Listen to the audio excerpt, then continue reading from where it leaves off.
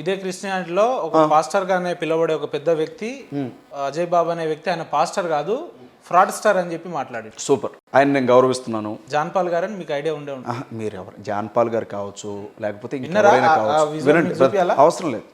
నేను విన్నాను బ్రదర్, నేను విన్నాను.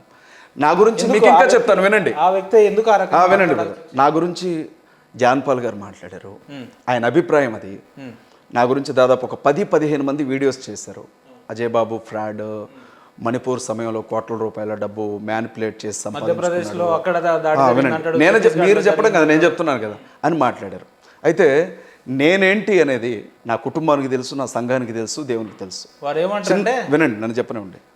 చిన్న పిల్లల్లాగా వాళ్ళ మీద వీళ్ళ మీద పితృలు చెప్పుకోవడం నాకు ఇష్టం ఉండదు. నేను ఆ పని చేయను. I love John Paul. John Paul గారిని నేను చాలా ఇష్టపడతాను. అతను మాట్లాడే పద్ధతి, అతను మాట్లాడే పద్ధతి వినండి, వినండి, మాట్లాడతాను, నిరభ్యంతరంగా మాట్లాడతాను. వినండి, నన్ను ఒక మాట చెప్పనివ్వండి.